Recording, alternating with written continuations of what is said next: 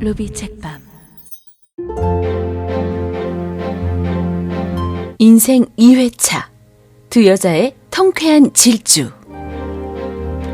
데르코와 루이. 지은이 이노우에 아레노. 낭독 성우 루비.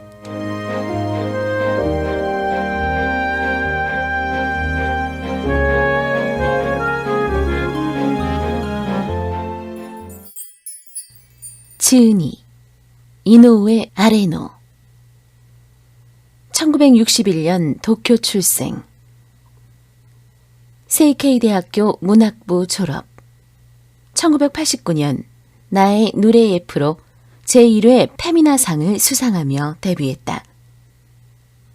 2004년 주니치로 시마세 연예문학상을 수상. 2008년 채굴장으로 제139회 나오키상 수상. 2011년 거기 가지마로 제6회 중앙공론문예상 수상. 2016년 적으로로 제29회 시바타 렌자부로상 수상. 2018년 오늘 그 이야기는 하지 맙시다로 제35회 오다 사쿠노스케상을 수상했다. 그 외 작품으로 마음대로 안 돼, 엄마가 했어, 못 쓰게 됐나, 저 너머에 있는 영혼, 우리 바다로, 소설가의 하루, 나의 그녀를 찾고 있다 등이 있다. 추천의 말. 읽는 내내 나는 그녀들이 운전하는 BMW 뒷자리를 얻어탄 기분이었다. 루이가 부르는 샹송을 흥얼대고 데르코가 만든 유부초밥에 감탄하며 그녀들의 멋진 일탈과 도전을 함께 즐기다 보니 어느새 눈앞에 따뜻한 바다가 펼쳐져 있었던 것도 같다. 삶은 70살에 비로소 시작될 수도 있고 그 이후의 삶도 여전히 반짝일 수 있으며 맛있는 걸 먹으면 기운이 난다는 삶의 진리를 아는 그녀들을 당신도 사랑하게 되길. 박은교, 영화 마더, 넷플릭스 고요의 바다 작가. 1. 데르코. 내가 너 이럴 줄 알았어. 루이라면 분명 그렇게 말하겠지. 이런 생각을 하면서 데르코는 유부초밥을 만들고 있었다. 양념한 밥에는 차조기와 뱅어, 참깨를 넣었다. 내가 너 이럴 줄 알았어. 이걸 보면 또 그렇게 말하겠지. 어이가 없다는 얼굴로. 하지만 어쩔 수 없잖아. 데르코는 평소처럼 머릿속에 루이에게 대꾸했다. 맛있는 게 좋은 걸. 맛있는 걸 먹어야 기운도 난단 말이야. 유부초밥은 전부 20개. 10개는 싸가고 나머지 10개는 도시로의 몫으로 남겨둘 생각이다. 압력솥에서 칙칙 소리가 난다. 데르코는 가스레인지에 불을 껐다. 이대로 뜸을 들이면 소고기 와인 조림이 완성된다. 아무리 도시로라도 압력솥 뚜껑 정도는 열 수 있겠지. 아니, 폭발할까 무서워서 건드리지도 못할 수도 있으니 식으면 뚜껑을 열어서 랩을 씌워두는 편이 나을지도 모르겠다. 내가 너 이럴 줄 알았어. 오늘 벌써 3번째로 들리는 루이의 목소리. 마지막이잖아. 그 정도는 해줄 수 있지 않니? 데르코는 그렇게 대꾸했다. 소고기 와인조림은 무척 맛있기도 하거니와 레드와인과 허브로 마리네이드 해둔 고기에 토마토 통조림을 부어 끓이기만 하면 되는 아주 쉬운 요리다. 이틀 전 루이로부터 전화가 걸려온 날 장을 보러 가서 재료를 사오고 마리네이드에서 냉장고에 넣어두었다. 그래, 그때 이미 결정했던 거야. 데르코는 생각했다. 꼬박 이틀 동안 고민한 것 같은 기분이지만 사실은 전화를 받자마자 아니, 아마 루이의 도와줘라는 말을 들은 순간 결정했던 거야. 데르코는 도와달라고 말하던 루이의 목소리를 다시 한번 떠올렸다. 데르코와 루이는 둘 다 올해로 70이 되었다. 이웃 도시의 공립중학교에서 처음 만났을 때가 14살이었으니까 56년이나 알고 지내는 사이다. 실질적으로 친해진 것은 30이 되어서부터지만 그때부터 헤아려도 벌써 40년이 지났다. 그동안 루이는 한 번도 데르코에게 도와달라는 말은 한 적이 없었고 그렇게 절실한 목소리를 들은 것도 처음이다. 그래서 데르코는 항상 도움을 받기만 했던 자신이 드디어 도움을 줄 수 있게 된 것 같아 조금은 후련하면서 뿌듯하기까지 했다. 그런 한편으로 도와달라는 그 말은 마치 자신의 목소리처럼 들렸다는 생각도 들었다. 유부초밥이 완성되었다. 하는 김에 계란말이도 만들었다.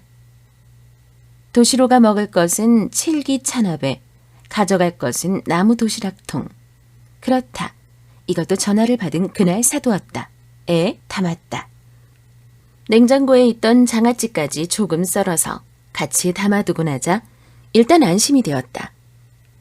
언제가 될지 모르지만 오늘 적어도 한 끼는 맛있는 것을 먹을 수 있다.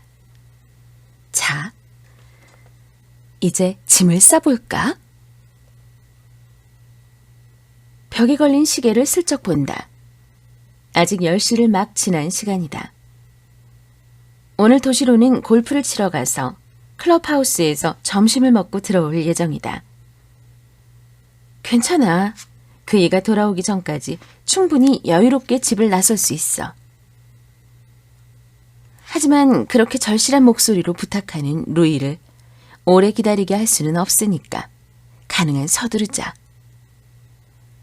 데르코는 침실로 들어가 워크인 클로젯에서 리모아의 슈트케이스를 꺼냈다. 해외여행을 갈 때 쓰는 대형 가방이다. 우선 속옷과 옷과 신발을 집어넣는다. 이런 것은 없으면 없는 대로 어떻게든 되는 것들이다. 특별히 애착이 있는 것도 아니니까. 튼튼하면서 손빨래가 가능한 것이라는 기준으로 고른다. 어머니께 물려받은 원래는 할머니의 것이었다. 진주 목걸이는 가져가기로 했다. 다시 걸칠 기회가 앞으로 있을지는 알 수 없지만 반지꼬리, 좋아하는 소설책 3권, 앨범. 이것은 결혼할 때 가져온 것이라서 이미 오래전에 돌아가신 부모님과 언니와 나의 어린 시절 사진이 들어있다. 결혼 후의 앨범도 있지만 이쪽은 가져가지 않을 생각이다. 결혼 사진도 파리에 신혼여행을 갔을 때의 사진도 전혀 가져가고 싶은 마음이 들지 않았다. 이렇게까지 미련이 없다는 사실이 조금 서글펐지만 그래서 더 마음을 굳힐 수 있었다. 결국 이 집에서 가져가고 싶은 것은 별로 없었다. 슈트케이스를 침실에서 들고 나와 거실에 내려놓고 부엌으로 돌아가 아끼던 식기 몇 점과 통조림 몇 개를 챙겨서 뚜껑을 닫았다. 그리고 다시 침실로 가서 예금 통장과 그 외 귀중품을 숄더백에 챙겼다. 마지막으로 문득 생각이 났다. 드라이버. 가장 중요한 것을 잊어버릴 뻔했다. 생각나서 다행이다. 데르코는 현관 옆에 작은 방으로 들어갔다. 원래는 창고용으로 설계된 방이지만 도시로가 서재로 사용하고 있다. 서재라고는 하지만 이 방에서 키보드 두드리는 소리가 들린 적은 없었다. 데르코가 노크를 깜빡하고 문을 열기라도 하면 도시로는 당황한 얼굴로 노트북 컴퓨터를 닫아버리는 것이 일상이었다. 이제 아무래도 상관없는 일이지만 드라이버를 찾자. 그런 공구류는 책상 옆 붙박이 선반에 플라스틱 바구니 안에 들어있다는 것을 알고 있다. 드라이버는 일단 도시로의 것으로 인식되어 있지만 집에서 드라이버를 쓸 일이 생겼을 때 직접 사용하는 사람은 대부분 데르코였으니까. 하지만 오늘따라 드라이버가 보이지 않는다. 바구니 안에는 온갖 물건이 뒤섞여 들어가 있지만 드라이버는 항상 가장 위에 놓여 있었는데 데르코는 초조한 마음에 바구니 안의 물건을 바닥에 모두 쏟아부었다. 여기 있다. 안쪽에 들어가 있었구나. 다행이다. 도시로는 정리정돈과는 영 거리가 먼 사람이라서 바구니 안에서 뭘 찾으려고 이리저리 휘젓다가 드라이버가 안쪽으로 들어가 버렸던 모양이다. 덕분에 드라이버가 없어진 것도 한동안 모르고 넘어가지 않을까 그렇게 생각하면서 물건들을 바구니에 도로 담으려다가 뭔가를 발견했다. 조그만 것. 온라인 금융거래를 할 때 사용하는 OTP다. 은행명이 쓰여 있다. 거래한 적이 없는 은행이다. 아니, 거래는 있었을 것이다. 도시로가 나몰래 거래하던 곳이 이 은행이었을 것이다. 데르코는 그것을 바지 주머니에 넣었다. 그리고 바구니를 원래대로 돌려놓았다. 마지막으로 데르코는 부엌에 있는 원목 스툴에 앉았다. 부엌은 데르코의 성역으로, 스툴은 동료이자 이 집안에서 유일한 내 편이었다. 여기서 이 의자에 앉아 밤을 까고 콩나물 뿌리를 다듬고 깊은 생각에 잠기기도 했다. 높은 곳에서 해야 할 일이 있을 때는 부엌에서 꺼내와 밟고 올라서기도 했다. 도시로에게 한 번 그런 일을 부탁했다가 어마어마한 비난과 잔소리가 돌아오는 바람에 그 후로 2번 다시 부탁하지 않았다. 할 수만 있으면 가져가고 싶은 마음이다. 식기수납장 서랍에서 꺼낸 규교도의 편지지를 규교도, 문구류, 서예용품, 향 등을 파는 전통 공예품 전문점 아일랜드 식탁 위에 펼친다. 즉, 부엌은 데르코의 서재이기도 했다. 무슨 말을 남길지 생각했다. 잘 있어요. 이 한마디면 충분하다 싶었지만 억측의 여지를 남겼다가는 쓸데없이 일이 커져서 뒷수습이 귀찮아질지도 모른다. 잘 있어요. 저는 떠납니다. 이건 어떨까? 아직 억측의 여지가 있을까? 나에게 갈 곳이 있을 리 없다고 그이는 생각하고 있을 테니까. 조금 더 밝은 느낌으로 쓸까? 굿바이라든가. 더 불안하게 만들려나? 도시로가 다자이 오사무의 굿바이를 읽었을 리 없지만 게다가 그이와 헤어지는데 굿이라는 형용사는 사용하고 싶지 않다. 일단 내가 죽을 생각이 없다는 것은 분명히 해둬야 한다. 경찰에 실종 신고가 들어가는 사태는 피하고 싶으니까. 그러면서도 자신이 버림받았다는 사실을 도시로가 알아야 한다. 도시로는 체면에 목을 매는 성격인 만큼 경찰까지 불러서 일을 키우기도 싫고 주위에도 당분간 비밀로 해야겠다는 심경이 되도록 만들어야 한다. 데르코는 생각 끝에 최종적으로 이렇게 적었다. 잘 있어요. 나는 이제부터 살아갈게요. 그렇게 데르코는 슈트케이스를 끌고 39년간 살아온 그 집을, 아니 45년에 이르는 도시로와의 결혼 생활을 박차고 나왔다. 데르코는 핸들을 쥐고 있다. 은색 BMW, 도시로의 애차다. 이것을 훔친 것은 도시로는 그렇게 생각하겠지. 상당히 꺼림칙하지만 앞으로는 차가 없으면 아무것도 할 수가 없으니까 어쩔 수 없다. 도시로가 골프를 치러 갈 때는 항상 동료 중 누군가가 데리러 와서 도시로를 태워간다. 그래야 점심 식사 때 맥주를 마실 수 있기 때문이다. 데리러 오는 동료는 술을 못 마시는 사람이라고 한다. 그것을 알고 있었기 때문에 결행의 날을 오늘로 잡았다. 운전은 익숙하다. 왜냐하면 골프를 치러 갈 때와 비슷한 이유로 술을 마신 도시로를 데리러 가는 일이 자주 있었으니까. 그이가 정년을 맞기 전에는 일주일에 사흘은 자정 무렵이 되면 신밭이나 긴자로 차를 출발시키곤 했다. 도시로가 데르코에게 면허를 따게 한 것은 그러기 위해서라고 해도, 그리고 주말에 식재료를 사러 갈 때 자기가 따라가지 않아도 되니까 과언이 아니다. 나는 이 차를 그리 좋아하지 않지만 차 쪽은 도시로가 아니라 나를 주인으로 인식하고 있을 게 틀림없어. 데르코는 생각했다. 차에 타면서 루이에게 이제 출발한다고 전화를 해두었다. 역 앞의 로터리에 루이가 이미 서 있는 것이 보였다. 빨간색의 책넓은 모자에 까만색과 하얀색 줄무늬가 들어간 여름 니트, 선명한 초록색의 나팔 바지. 루이가 즐겨 입는 형태의 바지를 보면 데르코는 이 명칭밖에 생각나지 않는다. 큰 체격과 글래머러스한 체형, 이목구비가 모두 크고 뚜렷한 얼굴은 이탈리아나 스페인 여배우의 만년을 떠올리게 한다. 외모도 성격도 루이와 나는 모든 면에서 완전히 정반대라고 데르코는 생각해왔다.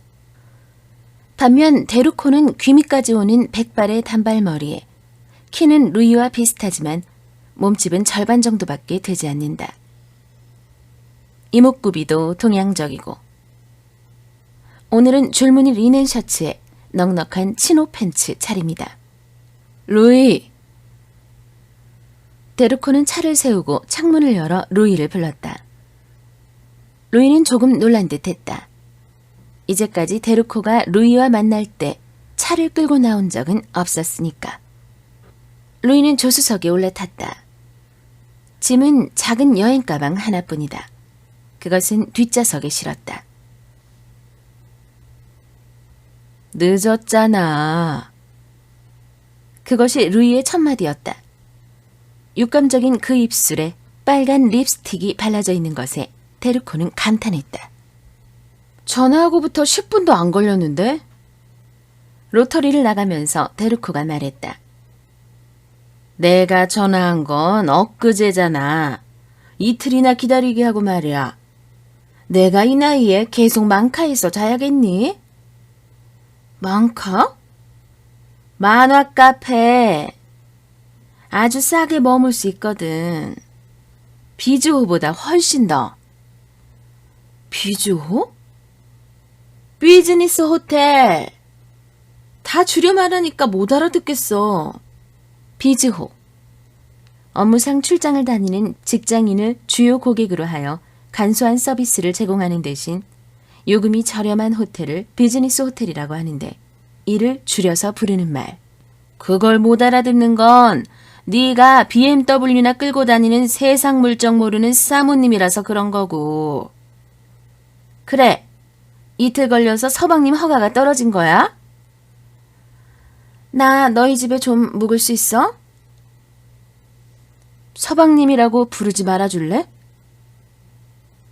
주상복합 아파트 옆에 교차로에서 신호에 걸려 차를 멈췄다. 루이는 잠시 입을 다물었다. 미안하다고 생각하고 있을지도 모른다. 데르코와 도시로의 관계에 대해서는 잘 알고 있으니까. 하지만 미안하다고 말하지는 않겠지. 그게 루이다.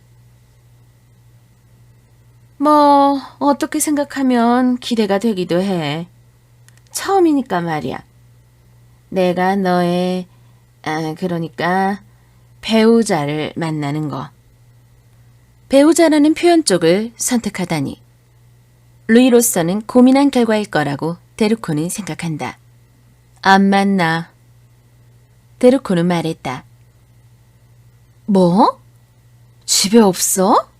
어디 갔니? 내가 온다고 해서? 아니야. 그 사람이 있는 집에는 돌아가지 않으려고. 뭐라고? 무슨 소리야? 그럼 지금 어디로 가는데? 나가노. 차가 움직이기 시작했다. 데르코는 왼쪽으로 핸들을 돌렸다. 이 길을 따라가면 고속도로로 들어서게 된다. 길은 한산했다. 여름 휴가철은 이미 지났고 오늘은 평일이니까. 하늘은 맑고 기온은 높다. 에어컨을 튼 차 안에 여름의 마지막 발버둥 같은 따가운 햇살이 쏟아져 들어왔다. 도착하면 물은 바로 쓸 수 있으려나? 데르코는 그런 것을 생각하고 있다. 루이에게서 조금 이상한 냄새가 났기 때문이다. 불쾌한 냄새는 아니지만 뭔가 인공적인 과일 향이 난다. 아마 만카에 있던 샴푸나 비누 냄새겠지. 물론 그런 말을 입 밖에 내지는 않는다. 만카라는 게 어떤 곳인지는 잘 모르지만 거기서 이틀이나 참고 지내야 했다는 게 미안할 뿐이었다. 별장이 있는 줄은 몰랐네. 루이가 말했다. 그 이야기는 아까 다 끝난 줄 알았는데 역시 신경이 쓰이는 모양이다. 아니, 데르코는 말을 흐렸다. 언제 샀어? 알려줬으면 놀러 갔을 텐데. 올해도 갔다 왔어? 역시 있는 집은 다르네. 또 내가 싫은 소리 할까봐 비밀로 했구나? 알아서 대답까지 생각해주기에 데르코는 아무 말도 하지 않았다. 아, 속 시원하다. 루이는 양팔을 쭉 뻗었다. 차 안에서는 모자도 벗고 있어서 금색에 가까운 연갈색으로 염색한 짧은 머리카락이 위아래로 살랑거렸다. 좁아 터진 차 안이라도 실버타운보다는 훨씬 나아. 숨이 쉬어지잖아? 공기가 맛있어. 그러니까 그런 데 들어가지 말라고 했잖아. 데르코는 반격태세로 돌아서기로 했다. 실버타운에 들어가 살겠다니 너에게 가능할 리가 없잖아. 실버타운이 아니라 시니어 레지던스야. 자기가 실버타운이라고 말해놓고선 루이는 그렇게 정정했다. 실버나 시니어나 노인들만 들어간다는 점에선 똑같잖아. 데르코는 그렇게 받아쳤다. 사실 실버타운과 시니어 레지던스가 어떻게 다른지 루이에게 여러 번 설명을 들었지만 여전히 이해가 되지 않았다. 우리 노인 맞는데 뭐. 루이가 입술을 삐죽거렸다. 노인이라는 단어는 말하다 보면 노인이라는 외국어처럼 들리는데 그러면 어쩐지 양팔을 앞으로 뻗은 채 우어 우어 신음하며 배회하는 좀비 같은 이미지가 떠오른다. 사실은 그런 생각 하지도 않으면서. 데르코가 말하자 루이는 잠시 말이 없다가 그렇긴 하지 라고 동의했다. 데르코가 웃자 루이도 따라 웃었다. 데르코는 갑자기 즐거워졌다. 항상 그렇다. 루이와 함께 있으면 늘 즐겁다. 말싸움을 하고 있다가도 결국엔 즐거워진다. 암흑 같은 자신의 인생에서 루이의 존재는 구원과도 같았다. 기가 죽어 있었던 것은 인정할게. 믿을 수가 없었다니까. 모처럼 복권에 당첨됐는데 실버타운에 들어가는데 다 써버리겠다니 말이야. 당첨금은 50만 엔이었다. 루이는 그것을 보증금에 보태서 실버타운에 시니어 레지던스랬던가 입주하겠다는 결단을 내렸던 것이다. 데르코가 만류한 것은 사실이지만 그때는 이미 루이가 모든 수속을 끝낸 뒤였다. 유쾌한 장소는 아닐 거라고 생각하긴 했지만 그렇게까지 형편없을 줄은 상상도 못했어. 루이는 전방을 노려보면서 말했다. 그 형편없는 사건에 대해서는 전화로 대충 들었다. 데르코도 루이와 마찬가지로 어이없어하며 분통을 터뜨렸는데 좀 더 자세히 듣고 싶은 마음이 간절했다. 물론 그 다음에 이어지는 무용담에 대해서도 로이가 실버타운, 아니 시니어 레지던스에서 도망쳐 나오는 이유가 된. 본때를 보여줬다며? 어떻게 한 거야? 목적지에 도착한 다음에 들을 생각이었는데 참지 못하고 묻고 말았다. 루이는 슬쩍 데루코 쪽을 보고는 무릎 위에 모조 버킨백 안을 뒤적거렸다. 이거. 루이가 꺼내서 보여준 것은 립스틱이었다. 루이가 뚜껑을 열자 내용물이 다 닳아버린 것이 보였다. 오늘 루이의 입술과 같은 색깔이다. 이걸로 대문짝만하게 X표를 그려줬지. 나쁜 놈들의 문짝에 말이야. 뭐였지? 아라비아의 로렌스가 아니라 열려라 참깨가 나왔던 그거 말이야. 알리바바. 신이 난 데루코가 크게 소리쳤다. 알리바바와 40인의 도적이다. 도적이 알리바바의 집을 발견해서 문에 표시를 해놓자 모르지아나라는 현명한 처녀가 그 처녀는 알리바바와 어떤 관계였더라? 이웃집 문에도 모조리 표시를 해서 알리바바의 집을 찾지 못하게 했다. 맞아. 그거야. 찾지 못하게 만든 게 아니라 오히려 그놈들의 악행을 널리 알리려고 한 거지만 말이야. 그놈들이 도적이나 마찬가지니까. 그 립스틱으로 문에다 X표를? 그랬으니 도망칠 수밖에 없겠네.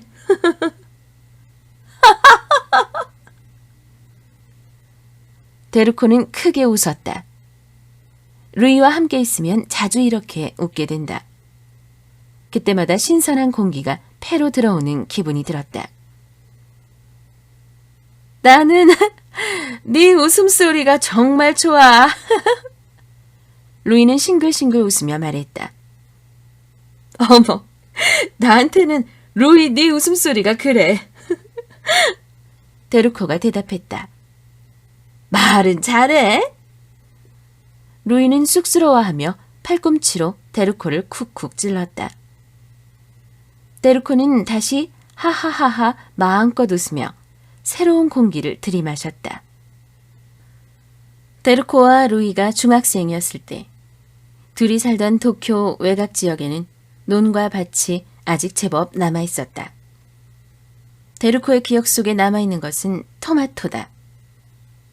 학교 가는 길에 토마토 밭이 있었다. 밭과 밭 사이에 좁은 두렁길을 걸어 학교를 다녔다.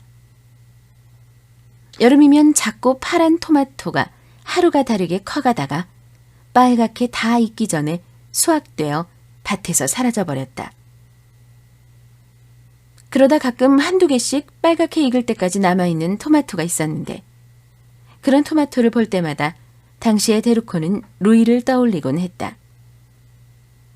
갈라지거나 모양이 일그러진 탓에 외롭게 남아 빨갛게 익어가는 토마토. 꿋꿋하게 살아남은 모습이 인상적이었지만 그 꿋꿋함에는 어딘가 비장함이 감돌았다. 갈라진 토마토가 웃고 있는 것처럼 보이는 순간 그 표정은 루이의 웃는 얼굴과 겹쳐 보였다. 그때는 그렇게 친하게 지냈던 것도 아니다.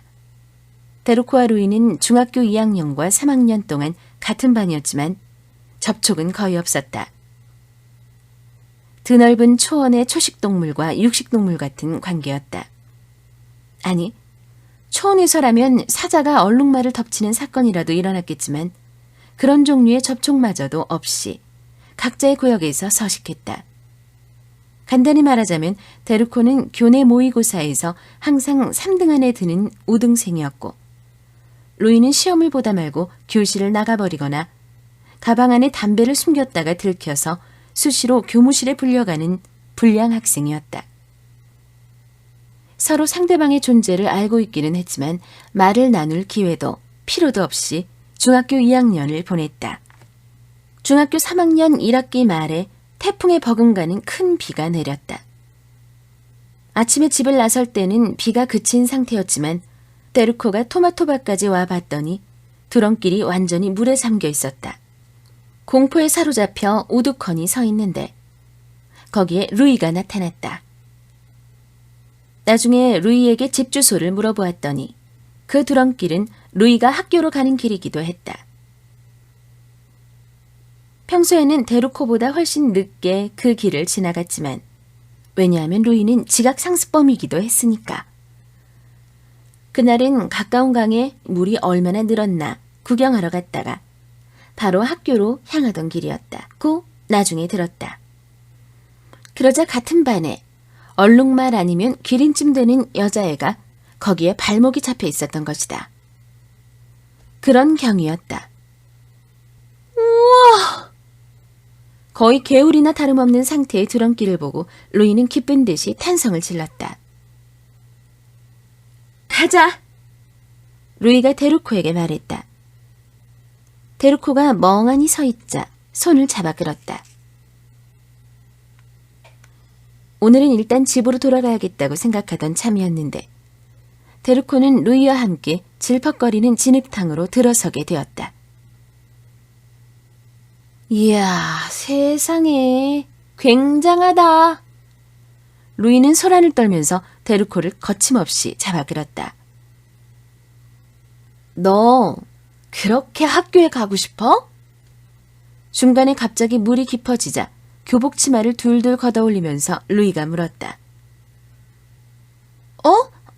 아니, 뭐... 데루코도 루이를 따라 치마를 걷으며 그렇지 않다고 설명하려 했다. 역시 우등생은 다르네. 데루코가 뭐라고 말을 하기도 전에 루이가 혼자서 그렇게 대답하는 바람에 그 밑도 끝도 없는 납득 방식에 데루코는 저도 모르게 웃어버렸다. 생각해보면 그것이 데루코가 루이 앞에서 소리내어 웃은 첫 순간이었다. 물에 잠기지 않은 곳까지 도착하자 루이는 그럼 잘 가! 하고 한 손을 들어 보이고는 뛰어서 가버렸다. 그건 널 배려해서 그런 거야. 같이 등교했다가는 괜히 입방아에 오르내릴 테니까 말이야. 너도 그렇고 나도 그렇고. 나중에 루이는 그렇게 설명했다. 신발도 교복치마도 흠뻑 젖어버리는 바람에 그날은 둘 다 체육복으로 갈아입고 수업을 받았다. 하지만 그 일을 계기로 관계가 가까워지는 일은 없었다. 둘 사이의 교류가 시작되는 것은 그로부터 16년 뒤의 일이다. 내가 너 그럴 줄 알았어. 루이가 말했다. 지금 둘은 고속도로 휴게소에 조성된 허브가든의 벤치에 앉아있다. 아침에 밀크티를 한 병 마신 것이 다라고 루이가 말하기에 여기서 유부초밥을 먹기로 한 것이다. 이럴 때마저도 굳이 이런 걸 만들어 온다니까 정말. 나야 계속 편의점 도시락으로 연명하던 참이라 고맙지만 말이야. 역시 그렇게 말할 줄 알았어. 데루코는 그렇게 생각하는 한편 루이는 진정한 의미에서 자신이 그럴 줄은 상상도 못하고 있을 거라고도 생각했다. 도시로에게 편지 한 장만 남긴 채 떠나왔다는 것도 앞으로의 계획도 아직 밝히지 않았으니까. 와, 뱅어가 들어있잖아. 요리에 있어서는 정말 철저하구나 너. 진짜 너무 맛있다. 루이는 환성을 질렀다. 데루코도 함께 먹었다. 당연히 맛있었다. 어떤 상황에서든 이런 순간까지 포함해서 이렇게 맛있는 음식을 하는데 공을 들인다는 것은 나의 좋은 점일까 나쁜 점일까. 도시로도 유부초밥을 먹으려나 하는 생각이 문득 스쳤다. 먹어주기를 바라는지 아니면 누굴 놀리는 거야 하고 소리치며 쓰레기통에 던져버리는 쪽이 마음 편할지 그것도 잘 모르겠다. 도시로가 어떤 사람이었든 간에 어쨌든 45년간이나 함께 살았으니까. 루이는 3개째의 유부초밥에 손을 뻗고 데루코도 한 개 더 먹을까 생각하던 그때였다. 거참 느긋하게도 드시네. 하는 험악한 목소리가 머리 위에서 들려왔다. 여기 기다리는 사람 안 보여요? 휴게소가 무슨 소풍 장소인 줄 아나? 남들 생각도 좀 하쇼. 시비를 걸어온 것은 30세 정도의 체격 좋은 남자였다. 말과 태도가 험악한 데 비해 입은 옷은 빨간 폴로 셔츠에 화이트 진으로 극히 평범했다. 그 옆에는 남자보다 조금 어려 보이는 미니스커트와 탱크톱에 시스루 볼레로 같은 것을 걸친 여자가 서서 곱게 화장한 얼굴로 이쪽을 노려보고 있다. 거기 저희가 여기 오면 항상 앉는 자리거든요? 여자는 사나운 표정으로 그렇게 말했다. 데르코는 흘긋 루이 쪽을 보았다. 눈을 동그랗게 뜨고 침입자를 응시하고 있다. 대꾸를 하지 않는 것은 입안 가득 유부초밥이 들어있는 탓일 것이다.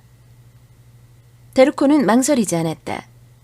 왜냐하면 망설이지 말자는 것이 이제부터 살아갈 인생의 테마 중 하나이기 때문이다. 숄더백을 뒤져서 선글라스를 꺼내 썼다. 3개 있던 것 중에서 가장 진한 색을 챙겨왔다. 그리고는 천천히 셔츠의 오른쪽 소매를 걷어 올렸다. 이쪽 팔에는 문신이 빼곡하게 새겨져 있다.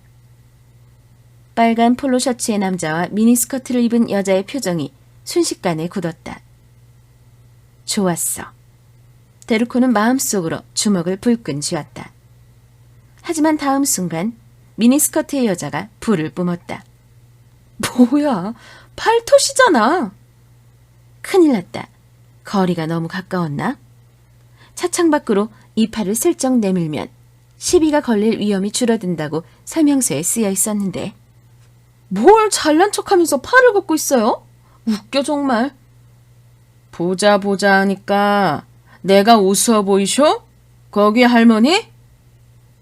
다시 공격이 시작되고 말았다. 데르코는 다시 루이를 쳐다보았다. 한심하지만 어떻게 좀 해달라는 표정이었을 것이다.